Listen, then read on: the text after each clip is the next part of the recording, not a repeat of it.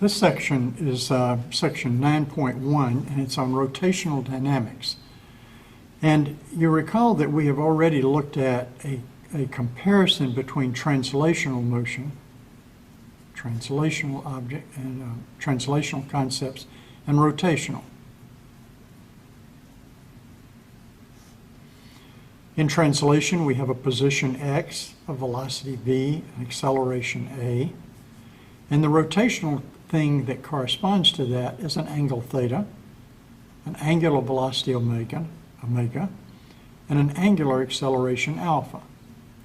We also have a velocity that's tangential that relates to an acceleration that's centripetal. And you recall that this is v squared over r, and that we can compare this, we can take this v and change that into an omega by the formula that we had there, where x, the distance along an arc, like we say s, is equal to r times theta, and then velocity, tangential, is equal to r times omega, and acceleration is equal to r times alpha, and this acceleration is the tangential acceleration, whereas this is the radial or centripetal acceleration, which is v squared over r, and therefore it provides the acceleration in the perpendicular direction. Well, we have just finished discussing these concepts, and we have more that we need to compare between the translational and the rotational case. We must also compare next the concept of force, which will be comparable to a concept called torque. We have mass in this case, and it'll be comparable to the moment of inertia, I. We will have translational kinetic energy and rotational kinetic energy, as well as potential energy. And they can both be defined in rotational situations as well as translational situations. And finally, we have momentum here, and we have angular momentum over here, and then, of course, Newton's equations. And they can be expressed both here and over here. And what this chapter is about is the dynamics of looking at what forces, is the rotational concept of force, which is torque, moment of inertia, the kinetic and potential energy, and angular momentum versus linear momentum, and how these are all related in a dynamical sense by Newton's equation. So that's what this chapter is about, and we'll begin this chapter with the concept of torque. We know that force gives us our acceleration. Force is the change in p over the change in time, or more precisely, dp dt if we were to use calculus. If the mass is constant, since this is mass times velocity, d by dt of mv, if in the majority of the situations the mass is constant, so we can bring the mass out, and that gives us our derivative of velocity. That's equal to m dv dt, which is mass times acceleration, the familiar form of the force that we know from high school physics.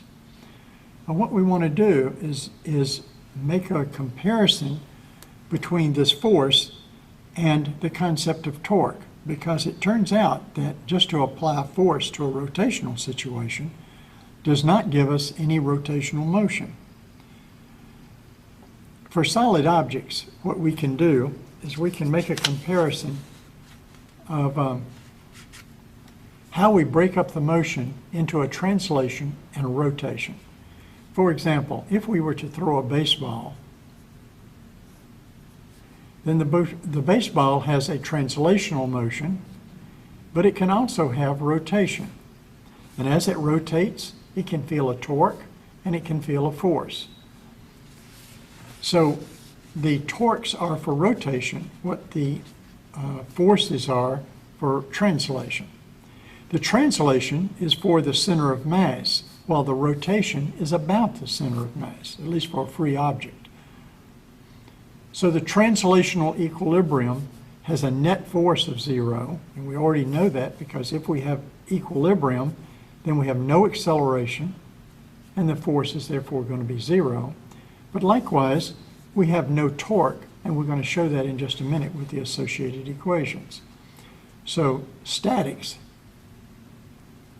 will be represented by forces that are zero for the translation and torques that are zero for the rotation. That way the object neither rotates nor does it translate. Well, let's define our torque now. If we imagine an object, this object is going to have one fixed point, and we apply a force a different distance r away from this, then this will turn it. And what we do is we define the torque as the distance from the axis to the force times the normal force at that point. So if we applied the force this way, then the force normal would be the F times the sine of theta. Let's use this theta instead. So we can see that if this is F right here, then this side would be F cosine theta, and this side would be F sine theta. And that gives a little bit better perspective on it. So we're looking in the radial direction. And so it is this force, as is apparent to anyone who's ever turned anything, that is the force that's actually going to make this thing turn. This force here just tries to move the pin or to stretch the object out. So F cosine theta does nothing. It is the F sine theta that does the work. So therefore, and this is the theta between the R and the F, so if F is in this direction, and we can write that as a cross product. The torque is equal to the radius out times the perpendicular force, force perpendicular, which is the radius out times the force times the sine of the angle. Well, you'll notice that that is not a dot product. That is, in fact, is a cross product. And so we write this as R cross F, where R cross F is, like I've written here, the magnitude of R times the magnitude of F times the sine of the angle between them. And torque is actually a vector, because the cross product, as opposed to the dot product, is a vector, and this is determined by what is called the right-hand rule. The right-hand rule says that the direction of this vector, which has this length, is going to be in the direction that your right hand would use when your fingers go in the direction of the force, grabbing the axis, then your thumb will point in this direction. So this is your thumb direction here, and your fingers go in the direction of the F sine theta. In other words, whichever way the force is pulling on the system. So in this particular direction, you can see that I can grasp this axis, and the force is going around this way, so my thumb is pointing toward the camera, out of the paper or out of the board. Therefore, consequently, we would say that this torque is toward the camera, out of the paper. This is out of paper.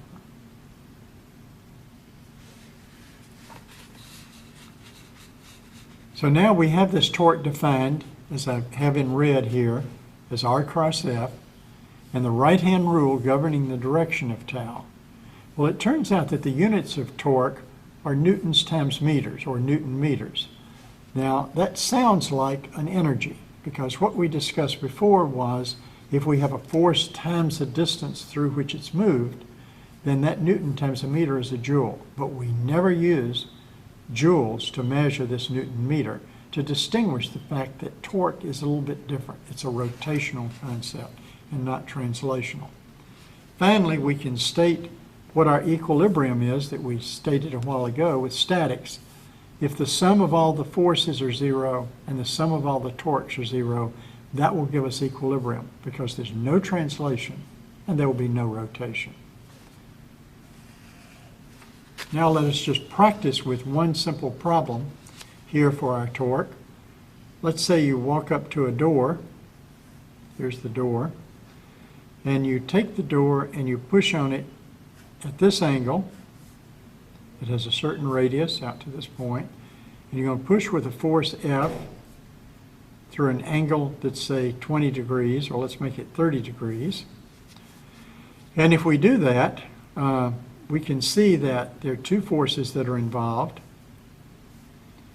One force is in the direction going straight out from the door, and that component of the force does nothing but try to break the pin. And so this is F cosine theta.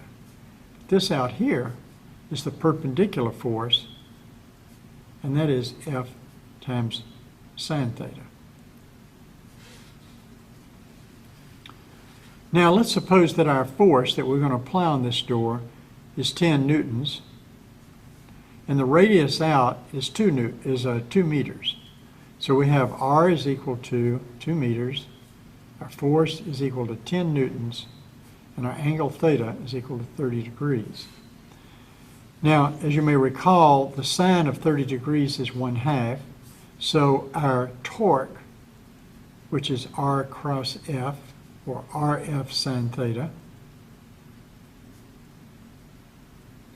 is going to be 2 times our force, which is 10, times our sine of theta, which is 0.5, which gives us 10. And how does that measure? Newton meters, not joules. So this gives us our torque. Our torque is 10. But that's not sufficient. The next problem you'd expect on a test after calculating the torque is to calculate the direction of the torque. In this particular case, you notice that the force perpendicular is in this direction. So if you put your hand around the axes, then let your fingers go in the direction of the force, as though that's the way it's turning, then in fact your thumb would be toward the camera. So the right-hand rule says the torque is out of the paper. Out of paper for this torque. That gives us our direction. This gives us our magnitude, and those are the two things that we need to define a force. Now, just for a moment, let's look at how we define torques in some standard kind of problems that we deal with. One of those is, I want to look at the right-hand rule to make sure that you understand this. When you walk up to a spigot, let's say here's a spigot, you want to turn the water on down here. What torque do you apply to turn the water on? Is the torque to the left, to the right, up or down, into the wall or out of the wall? Well, most of you can look at this and instantly know that this must be turned, this faucet must be turned in this direction in order to go on. And we turn it in this direction to go off. People know that by instinct from the time they're children, how to turn things on and off, and that has to do with the threading that's in the screws of the device that pushes this in or pushes it out. So now, what direction is this by the right-hand rule? The answer is you're going to put a force in this direction. When you put the force in that direction, again, the torque is going to be out. So if you want the water to come out, the torque is toward your face. In other words, the torque points the way the water comes. If you want to turn the water off, the torque has got to be put into the wall. So water on, the right-hand rule says the torque is out. Water off, the torque is into the board, or into the building, into the faucet.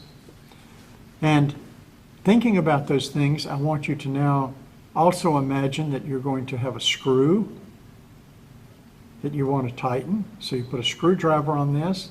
If you want the screw to go in, it turns out that these are right-handed threads. You would in fact use a torque in this direction. You would turn the screw this way to tighten it in, or a bolt, and therefore the torque is in when the screw goes in. Likewise, for a bolt, you'd do the same thing. And so these are common problems just to test to see if you understand this important concept of the right-hand rule. The right-hand rule has to do with the cross product of vectors. is A cross B.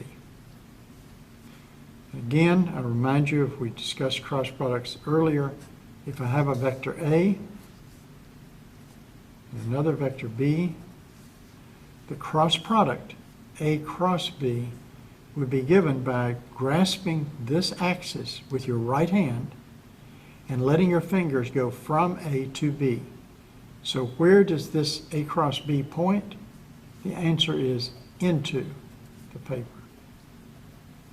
Why? Because I'm going to put my finger here and I go from A to B.